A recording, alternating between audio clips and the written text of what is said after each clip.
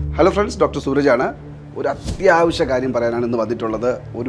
ഒരു ഇമ്പോർട്ടൻ്റ് കാര്യം. Please don't get fooled by agents. Please, നിങ്ങളോട് ആരെങ്കിലും ഒരു റിയൽ ഫീസ് സ്ട്രക്ചർ ഒരു യൂണിവേഴ്സിറ്റിയുടെ പറയുന്നതിൻ്റെ അർത്ഥം അവർ നിങ്ങളെ പറ്റിക്കുന്നു എന്നുള്ളതല്ല. അല്ലെങ്കിൽ ആരെങ്കിലും വളരെ കുറഞ്ഞ ഒരു ഫീസ് സ്ട്രക്ചർ ഒരു യൂണിവേഴ്സിറ്റിയുടെ പറയുന്നതിൻ്റെ അർത്ഥം അവർ നിങ്ങളുടെ സത്യസന്ധമായ കാര്യങ്ങൾ പറയുന്നു എന്നുള്ളതുമല്ല.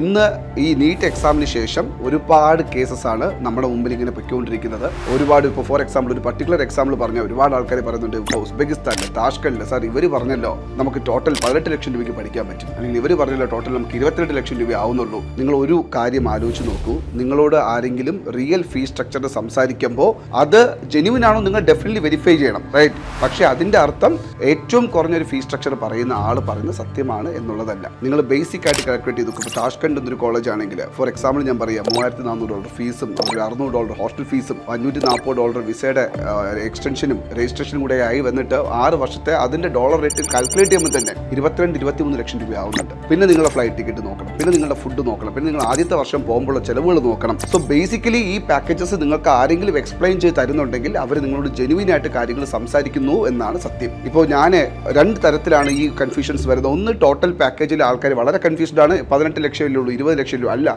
എന്തിനാണ് ഇപ്പോൾ നമ്മളെ പോലത്തെ ഓർഗനൈസേഷൻ നിങ്ങളുടെ exact fees structure in detail പറഞ്ഞു തരുന്നത്? കാരണം നിങ്ങളുടെ ഒരു ജേർണിയിൽ, സ്റ്റുഡൻറ്റ് പഠിച്ചുകൊണ്ടിരിക്കുന്ന ജേർണിയിൽ പെട്ടെന്ന് ഒരു ഇത്ര രൂപ കൂടെ കാണണം എന്ന് പറയുമ്പോൾ പാരൻസ് കൺഫ്യൂസ്ഡ് ആയി പോവാതിരിക്കാൻ, പാരൻസ് സ്റ്റക്ക് ആവാതിരിക്കാൻ, ഫിനാൻഷ്യലി നിങ്ങൾ സ്ട്രഗിൾ ചെയ്യാതിരിക്കാനാണ് നിങ്ങൾക്ക് എക്സാക്ട് ഫീസ് സ്ട്രക്ചർ നമ്മൾ പറഞ്ഞു തരുന്നത്. ഇപ്പോൾ രണ്ടാമതൊരു കൺഫ്യൂഷൻ വരുന്നത്, പലരോടും പറയുന്നു ആദ്യത്തെ വർഷം പോകുമ്പോൾ നമുക്ക് ഇത്രയും മതി. ദയവ് ഇത് മനസ്സിലാക്കുക, ആ ആദ്യത്തെ വർഷത്തിനകത്ത് എന്തൊക്കെ അവർ ഇൻക്ലൂഡ് ചെയ്തിട്ടുണ്ടെന്നുള്ള കാര്യം. ഇപ്പോൾ നമ്മൾ നോക്കുമ്പോൾ പല ആൾക്കാരുടെയും ഇപ്പോൾ നമുക്ക് തന്നെ കൺഫ്യൂഷൻ ചെയ്ത് എന്തുകൊണ്ടാണ് ഇങ്ങനെ ഒരു കൺഫ്യൂഷൻ വരുന്നത്. നമ്മൾ പല ഫീസ് സ്ട്രക്ചർ നോക്കുമ്പോൾ ഞെട്ടിപ്പോകുന്നു. ഇവർ ആദ്യത്തെ വർഷം എന്ന് പറഞ്ഞ് കുട്ടികൾ കൊടുക്കുന്ന ഫീസ് സ്ട്രക്ചറിൽ ആദ്യത്തെ സെമസ്റ്ററിന്റെ മാത്രം ഫീസ് എഴുതിയിട്ടുള്ളൂ. അത് കഴിഞ്ഞ് രണ്ടാമത്തെ വർഷം മുതൽ ഉസ്ബെക്കിസ്ഥാനിൽ വിസ എക്സ്റ്റൻഷനും രജിസ്ട്രേഷനും വേണ്ടി ഏതാണ്ട് ഒരു $540-560 സ്പെൻഡ് ചെയ്യേണ്ട ആവശ്യം വരുന്നുണ്ട്. അത് പലരും $250-300 കാണിച്ചിട്ടുള്ളൂ. സോ ബേസിക്കലി നിങ്ങളൊരു കാര്യം മനസ്സിലാക്കുക, നിങ്ങൾ ഒരു സ്റ്റുഡൻറ്റിനെ ഇനി ഏജന്റിലൂടെ നമ്മൾ അയക്കുന്നു അല്ലെ പുറത്തോട്ട്. കുട്ടി അവിടെ ചെന്നതിന് ശേഷം കുട്ടി വിളിച്ച് പറയാണ്, അച്ഛാ അല്ലെങ്കിൽ അമ്മ, എനിക്ക് ഇനി ഒരു 2 ലക്ഷം രൂപ കൂടെ ഉണ്ടെങ്കിൽ മാത്രമേ ഇവിടെ മുന്നോട്ട്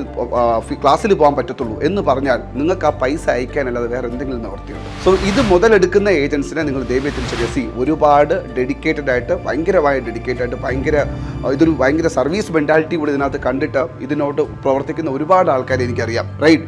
ഞാൻ അവരെ കുറിച്ചല്ല പറയുന്നത്. അതല്ലാതെ ഇതിൻ്റെ അകത്തുള്ള ഒരു ബിസിനസ് സൈഡ് മാത്രം കണ്ട് കുട്ടികളെ പറ്റിക്കുന്ന കുറേ ഏജൻസും ഉണ്ട്. അവരെ കുറിച്ച് മാത്രമാണ് സംസാരിക്കുന്നത്. സോ നിങ്ങൾ ഒരാൾ അതിനകത്ത് ദയവ് ചെയ്ത് ചെന്ന് വീണ് കൊടുക്കരുത് എന്നുള്ളതാണ് നമ്മുടെ കൺസേൺ. ഇതിലെ ഏറ്റവും വലിയ വിഷമുള്ള കാര്യം, ഇപ്പോൾ നമ്മുടെ കൂടെ വർക്ക് ചെയ്യുന്ന ആൾക്കാർക്കറിയാം, നമ്മൾ എല്ലാ വർഷവും എത്രയോ വർഷം കടുത്ത് കാണുന്ന പല കുട്ടികൾ, വേറെ പല ഏജൻസിൻ്റെ വരുന്ന കുട്ടികൾ അവിടെ വന്നു കഴിഞ്ഞ് ക്ലാസ്സിൽ കയറാൻ പറ്റാതെ, കാരണം ഫീസ് പ്രോപ്പറായി പേ ചെയ്തിട്ടില്ല, അല്ലെങ്കിൽ പറഞ്ഞ ഫീസ് സ്ട്രക്ചർ പ്രോപ്പർ അല്ല. സോ ഈ ബുദ്ധിമുട്ടുകൾ നിങ്ങൾ ഫേസ് ചെയ്യാതിരിക്കാം. നിങ്ങൾ വ്യക്തമായിട്ട് മനസ്സിലാക്കുക, നിങ്ങൾ സ്വന്തമായിട്ട് എഴുതി പഠിക്കുക. ഫീസ് സ്ട്രക്ചർ എങ്ങനെയാണ്, എന്തൊക്കെയാണ് നമ്മൾ ഫീസിൽ പേ ചെയ്യേണ്ടി വരുന്നത്, അതിന് ഇന്നത്തെ റേറ്റ് ശ്രദ്ധിച്ച് കേൾക്കുക. ഇന്നത്തെ ഡോളർ റേറ്റിൽ കാൽക്കുലേറ്റ് ചെയ്യുക. ഇന്നും 65-70 കാൽക്കുലേറ്റ് ചെയ്ത് നിങ്ങളെ പറ്റിക്കുന്ന ഏജൻസ് ഉണ്ട്, സത്യമായിട്ടും ഉണ്ട്. ഞാൻ ആ ഫീസ് സ്ട്രക്ചർ ഇപ്പോഴും കണ്ടതാണ്. അതുകൊണ്ട് ഇതുപോലത്തെ പറ്റിക്കപ്പെടലിൽ നിങ്ങൾ പറ്റിക്കപ്പെടാതിരിക്കുക എന്നുള്ളതാണ് ഏറ്റവും മേജറായിട്ട് പറയേണ്ട കാര്യം. പിന്നെ ഭയങ്കര തമാശ തോന്നിയൊരു കാര്യം ഞാൻ പറയട്ടെ. എന്നോട് കുറച്ച് പാരൻസ് പറയണം, സാർ ഇവരെ സർവീസ് ചാർജ് ഒന്നും ഇല്ലാതെ നമ്മളെ കുട്ടികളെ അയക്കുന്നത്. നിങ്ങൾ സ്വന്തമായിട്ടൊന്ന് ആലോചിച്ച് നോക്കൂ. ഈ ഏജൻസ് ഇവർ സർവീസ് നിങ്ങൾക്ക് പ്രൊവൈഡ് ചെയ്യണമെങ്കിൽ നിങ്ങൾ ആലോചിച്ച് നോക്കുക, 6 വർഷത്തെ സർവീസ് പ്രൊവൈഡ് ചെയ്യണമെങ്കിൽ, അല്ലെങ്കിൽ ഒരു ബേസിക് സർവീസ് എങ്കിലും പ്രൊവൈഡ് ചെയ്യണമെങ്കിൽ അവർക്ക് അവരുടേതായ ഒരു എക്സ്പെൻസ് ഇതിനകത്തുണ്ട് അല്ലേ?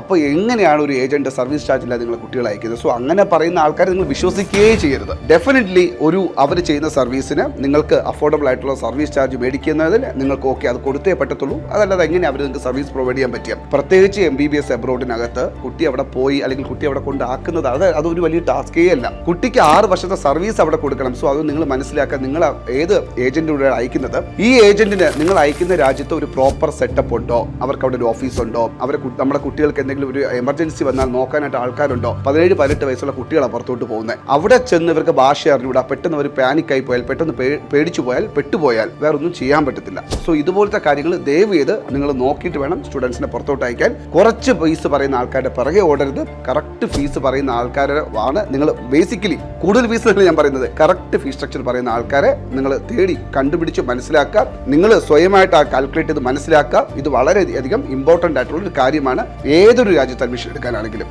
So please പറ്റിക്കപ്പെടരുത്.